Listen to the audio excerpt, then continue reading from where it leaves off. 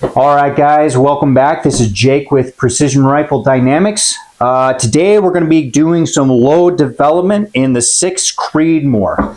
So, a little bit of history on this rifle.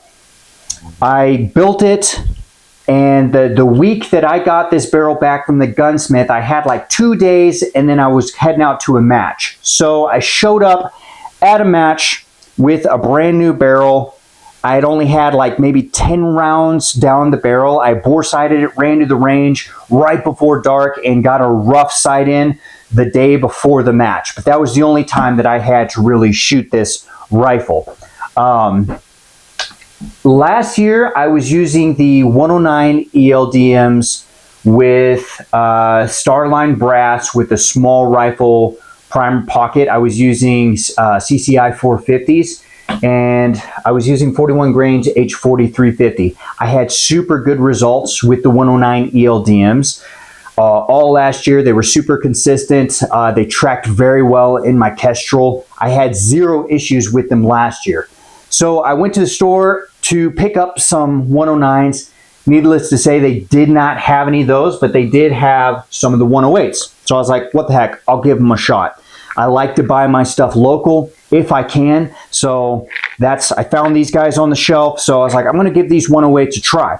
So I threw together a load and went out to the range. Group sizes were fantastic. I was getting like quarter MOA. I think the worst group that I shot out of like 20 rounds, 20, 30 rounds was like a ½ inch. But they shot really good. They tracked really good. Now, I was following the speed of this barrel throughout that match. From the beginning of the match to the end, my barrel sped up from 3,030 feet per second all the way up to 3,080, 3,090 feet per second right in there. Once the barrel got to above that 3,060 feet per second, I started noticing a lot of flyers. I don't know what was going on. I don't know if these things were coming apart. I don't know what was happening. I had multiple times where shooting a target, engage, impact, load another round, shoot again, engage, no call, no dust, no nothing. So my only thoughts were that around 3,100 feet per second, these potentially were coming apart. I don't know that for sure. I need to do some more testing on them. But I'm going to attach a video here of me shooting that match, and you can actually see about 100 yards in front of me, one of these bullets coming apart. And I was shooting at a 800-yard target at that time. So from there, I moved away from these. I had some of these Berger 105s on the shelf. Love the Berger bullets. I loaded up some of those in the Alpha Brass. I took it to the range. I shot these anywhere from 2,980 feet per second all the way to 3,150 feet per second. So I had these screaming pretty quick.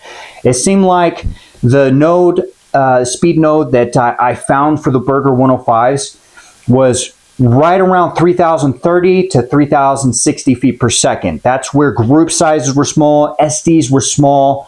I had really consistent results within that 30 feet per second group. Once I got above 3,100 feet per second, things started to get a little bit wild. I would have 3 really good shots and then a couple, flyers here and there.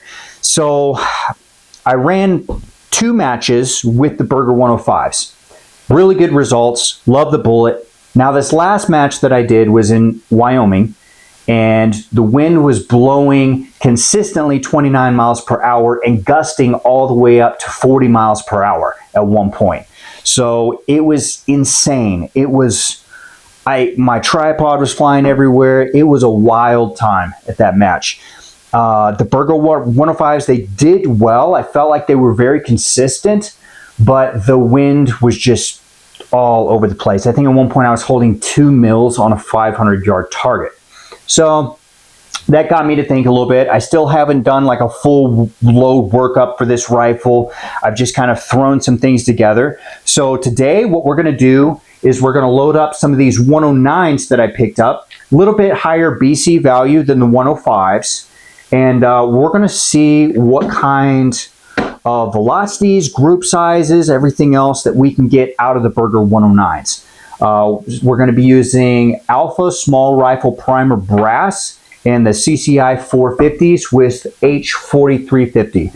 So we're going to head out to the range now. I'm going to put some rounds down through this barrel. I just cleaned it, so I've got some other rounds. I'm going to shoot probably 10 to 15 rounds just to foul the barrel before I go into doing the full load development before I work up the ladder for the Berger 109s. It's super windy out still. It's like 26 miles per hour today. But the range that I shoot at, we got berms on both sides, so I think I can get some pretty consistent results. We're gonna give it our best shot. We're gonna see what's going on out there, and so stay tuned. I'll be back with you.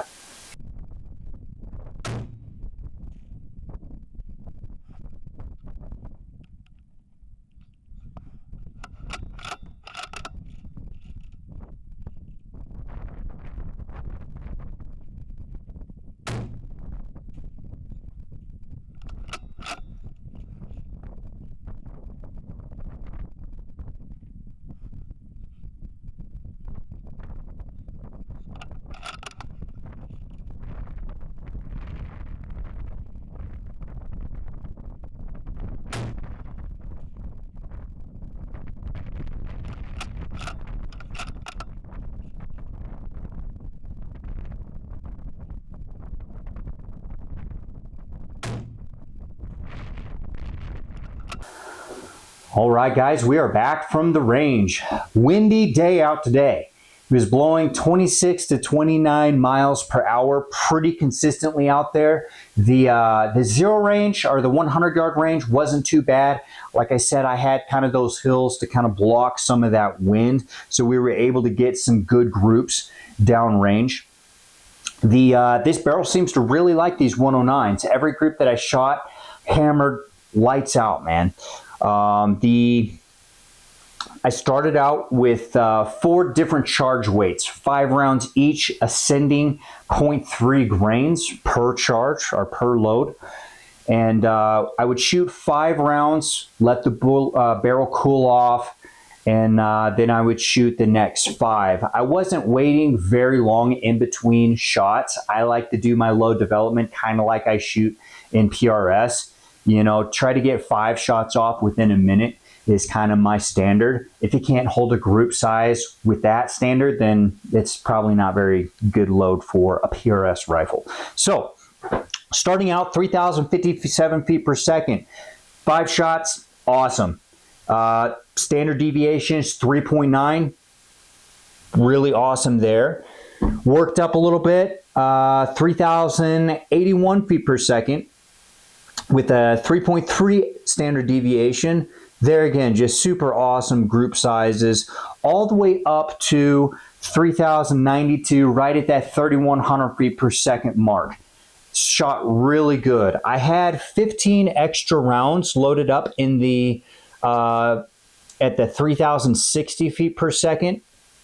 I took those and I shot some rounds at distance, actually all the way up to 1,000 yards.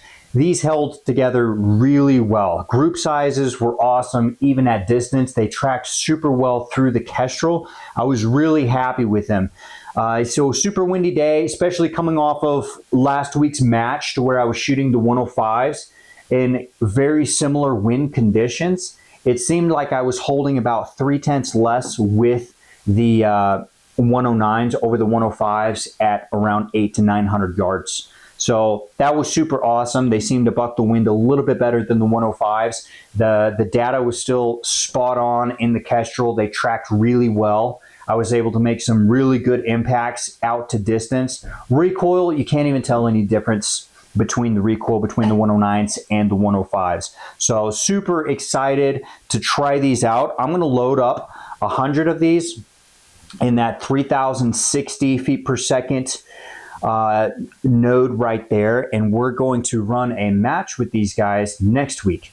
The match that I will be running is going to be down in Colorado, and we shoot all the way out to 1,400 yards. So I'm not really going to have much time between now and then to really shoot these more and confirm data, but I feel pretty confident in them. especially with the way that they track today, even in the wind. I don't think we're going to have any issues at all with them. So stay tuned. I will be back with more intel on the Berger 109s after next week's match. So stay tuned. Guys, thanks so much for tuning in. I hope you liked the video. Please like and subscribe. I'm hoping to put out a lot more content like this in the future. I've got a lot of things planned in the near future in the ELR world and the PRS world. There's a lot of things going on, and I just kind of want to bring you guys in on the journey with me. So stay tuned. Thank you, and God